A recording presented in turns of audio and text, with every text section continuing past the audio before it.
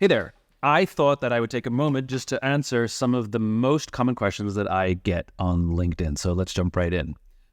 Steve T asks, how do you repair a broken work culture where you are not the one at the top?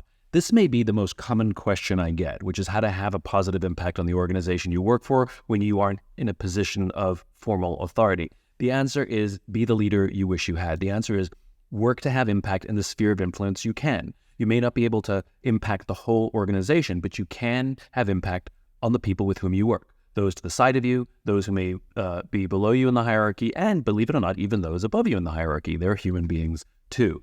So all the things that you've been studying about what it takes to be a great leader, empathy, listening, all of these good things, you do it. And what ends up happening is these little bubbles form of magic.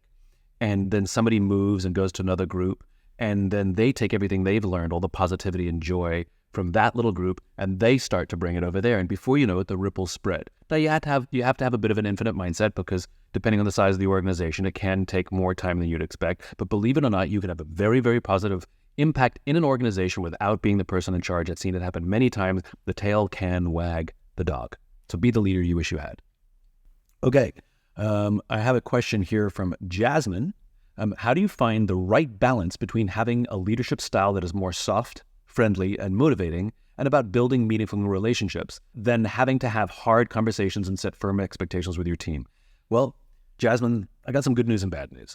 The good news is, I love that you're that kind of leader. The hard news is, you're also going to have to learn the skills to sometimes have difficult conversations with members of your team and hold them accountable. I've seen it happen many, many times where somebody's a good leader, a kind leader, sweet, motivating, all those things.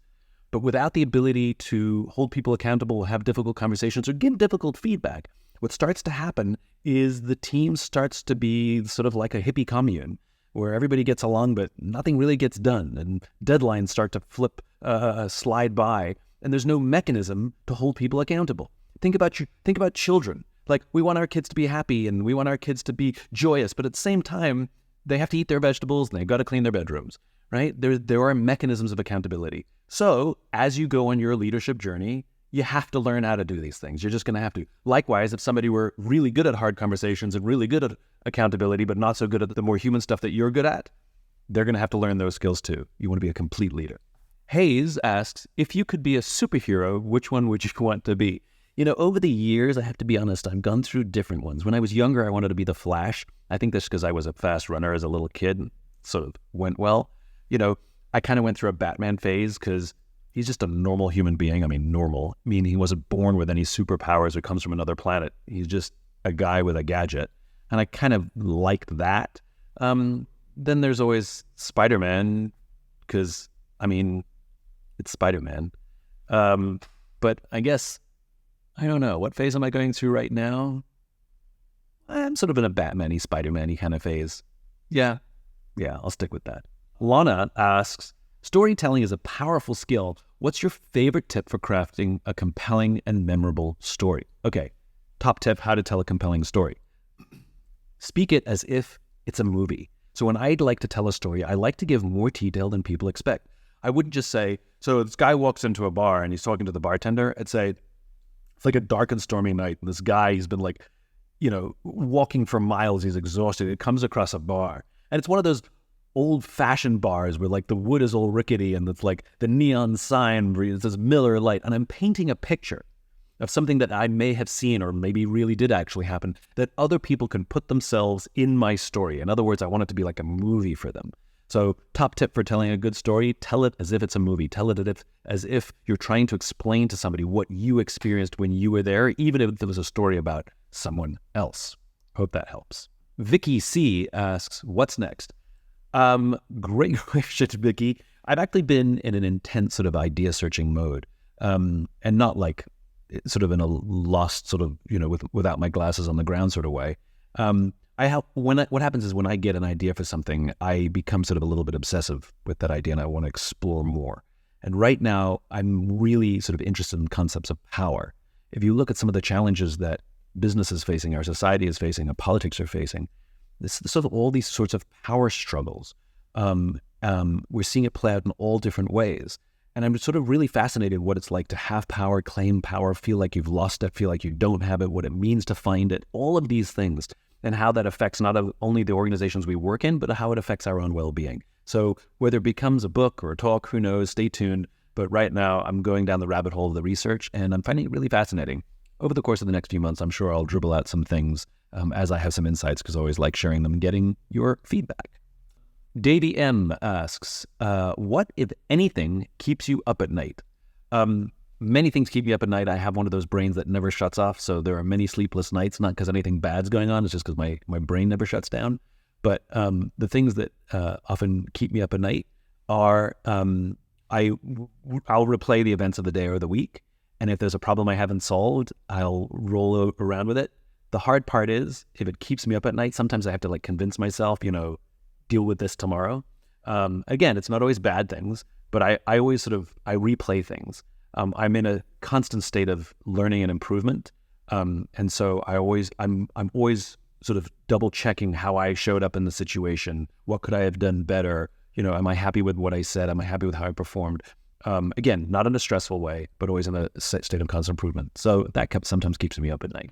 Genevieve asks, suicide is the biggest killer of people aged 18 to 25. This deeply troubles me. Recognizing a hopeful future is vitally important for those who are vulnerable. How can the work of optimism be used to facilitate hope and promote wellness? Thank you in advance for considering my question. Genevieve, I share your concern. And the way I understand it, one of the biggest challenges we face, if you think about the roots of suicide come from loneliness. They come from feeling out of control. And one of the best ways that we can guard against those feelings is relationships, the quality of our relationships. I've talked about it many times before, yes, phones are great, social media is fun, but when it gets out of whack, when we're on our phones, when we're out for dinner with our friends, when we're on our phones, when we're sitting watching TV with somebody, as opposed to having a shared experience. And the whole point is about sharing experience. Arthur Brooks talks about this quite a lot, which is the difference between happiness and enjoyment. You can do something that makes you happy. Pleasure. He talks about pleasure, right? The difference between pleasure is you can do it by yourself.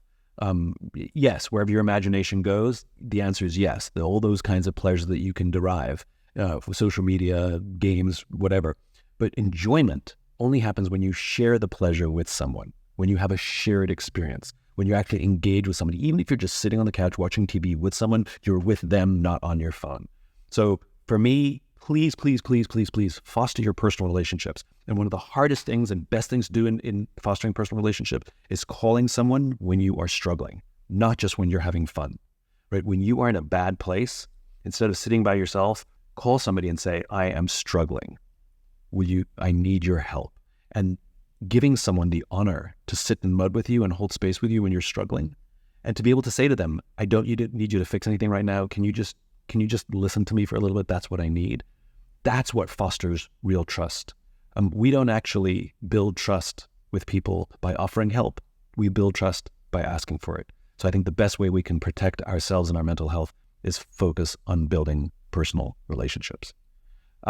Eve asks, do you put into practice all the great advice you give? The simple answer is I really try to.